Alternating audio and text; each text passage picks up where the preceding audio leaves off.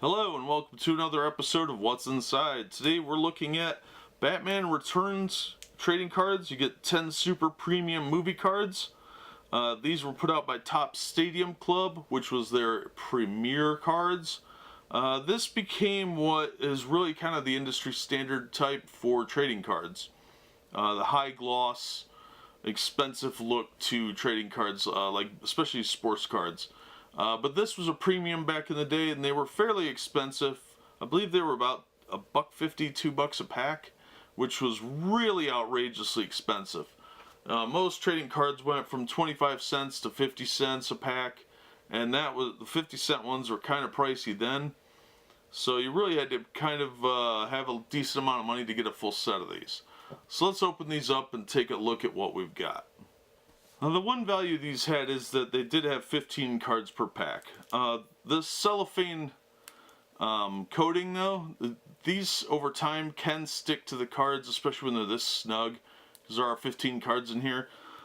These are early cello wraps, which is cello is short for cellophane, because they did really kind of like stick to the card, and sometimes that could damage the cards when you try and open them. On the back, the ad is Batman Movie Souvenir Magazine. Batman Returns, anyway. And these came out in, I think, 91 or 92. They're copyright 1991. So, let's try and get this open without ripping the packaging. That was the other hard part, is because this was sealed differently. Well, they used kind of the same technique to seal them as the wax packs, but the cellophane would shrink slightly, so it makes it difficult to open this without destroying the wrapper. And you kind of just have to gingerly walk it through what you're trying to do. If you're lucky, only a little bit of art is going to come off.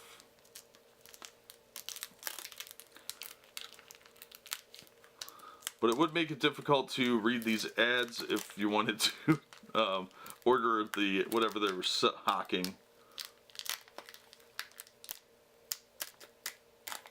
Yep, destroyed that one pretty well.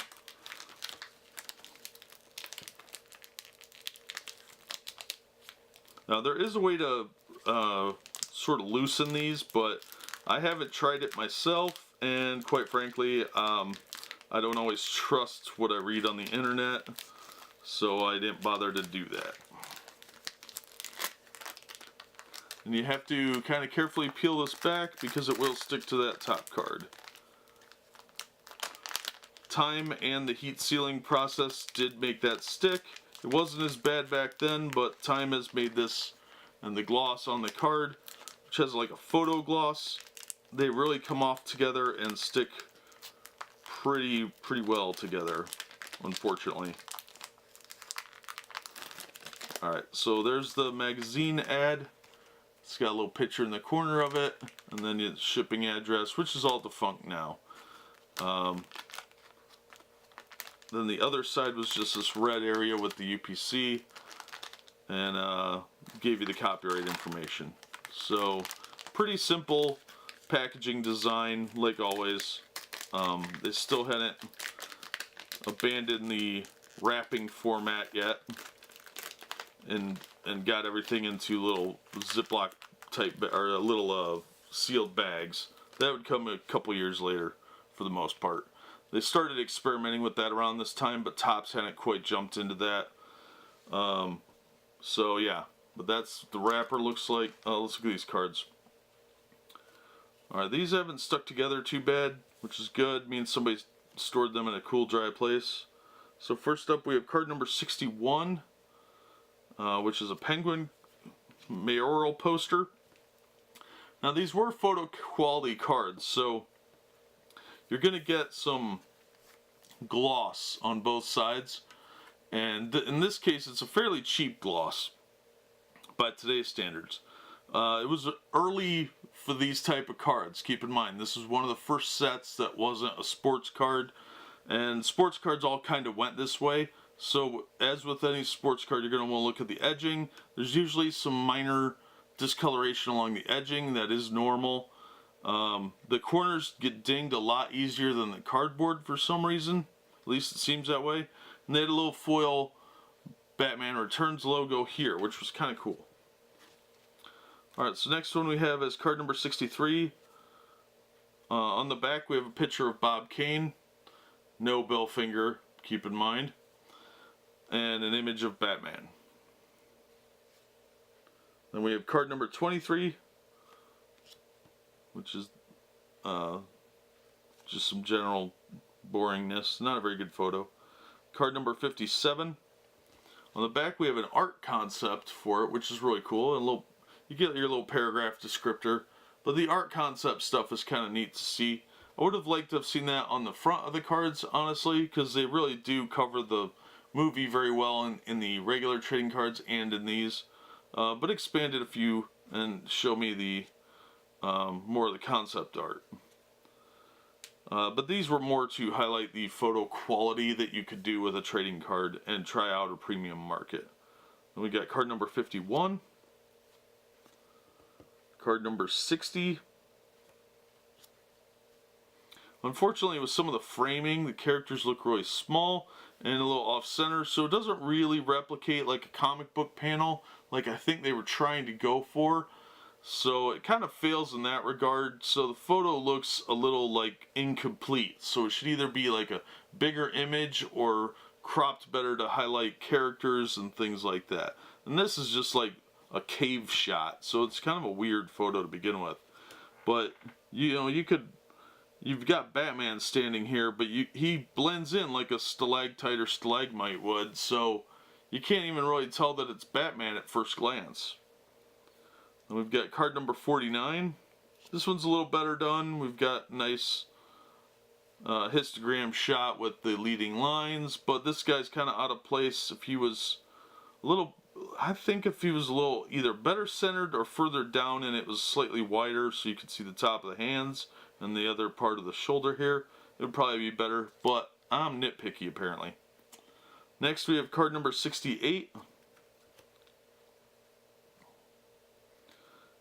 Card number 8, which is Commissioner Gordon. Card number 2, Penguin.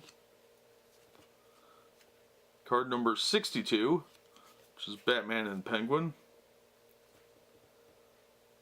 Card number 50. Card number 16, which is Catwoman. Card number 26. And lastly, card number 30. So we got Catwoman and Penguin. Alright, so that's the first pack. Let's take a look at the second pack and see what we can pull out of there. This one also has an ad for the souvenir magazine on the back. So we already saw that, so we won't need to look at that again. This one opened a little bit easier.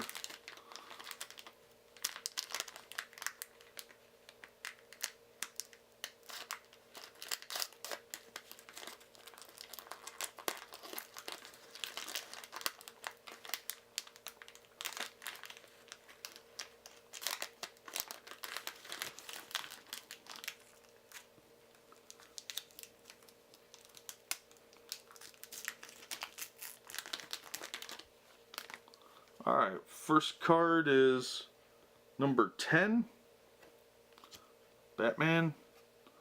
Card number 100, which is Catwoman and Penguin. Card number 14, which is a sewer shot. Card number 13, Catwoman. Card number 42, which is Batman talking to Catwoman.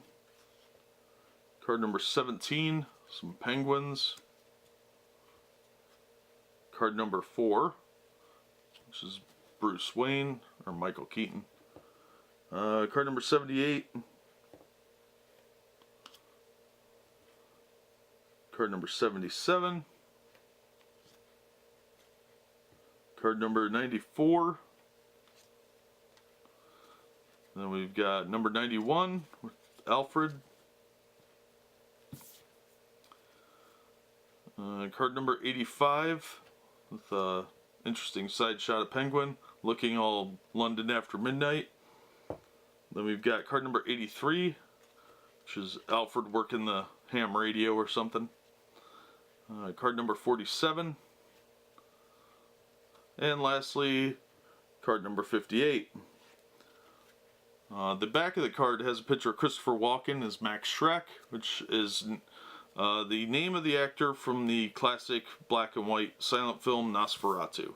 And on the front we have Michel Pfeiffer and Batman. So these were premium cards. Now the gloss is kind of coming off because it was a little cheap. So they feel a little sticky almost. Like not quite tacky, but definitely kind of like you feel like you should do this afterward to get whatever boogers were on here off. The silver foiling rather was a really cool idea that was still really new back then. The early 90s was a transformative period for cards, as most card fans will know. They started to transition more toward the adult market and less toward the younger market with these kind of premium cards. And these were expensive. So they were 3 or 4 times the cost of a normal pack of cards, sometimes more depending on where you bought them. If you bought them at a comic shop, they were probably going to cost you more than on the average retailer. But finding them was usually more difficult because they were a bit more exclusive and less available than the regular trading cards. Regular trading cards you could find just about everywhere. But these higher end cards, they were a little harder to find. If you lived in a big city, you'd be able to track them down at one of the bigger department stores or the few big box stores that were around then. But that sort of thing was just sort of emerging into more of the Midwest and that sort of thing. So if you lived out in the middle of the country, finding these might be pretty difficult. But they're cool cards overall, especially for the historical value. And the Top Stadium Club was their premier line, and they really were trying to advertise it and push it with these cards to try and get the non-sports market in with the sports. The sports cards almost entirely went in this type of direction with the higher end, premium, more expensive packs. These had more cards than most sports cards had. We got 30 cards here. There's no stickers. So you would get 30 or 15 cards per pack. Now it's down to like 5 or 6 cards, and they're really not much different than these. But from the perspective of the early 90s, these were very premium, they were very sought after, and they were pretty nice cards. They didn't hold up as well as I would have liked, because the gloss is coming off, and it gives them a little bit of a rough, tacky feel. But other than that, they'll give you kind of an idea of the type of cards you can expect to find in the Batman Returns Stadium Club cards. 15 premium, super premium movie cards. But they're really just trading cards. But that'll do it for this episode. Overall, I'd give these like a C-. They would, if the gloss had been better, they would have been an A. But if we got to grade them as far as the product goes, kind of mid-grade, because the gloss did kind of become garbagey, and they do tend to stick together. We got lucky; these cards were in a cool, dry place. I don't remember where I got these, but wherever I got them. I got them long after the 90s, but they were taken well care of. But that'll do it for this episode. As always, thank you for watching and supporting the channel. And we hope to see you on the next episode of What's Inside.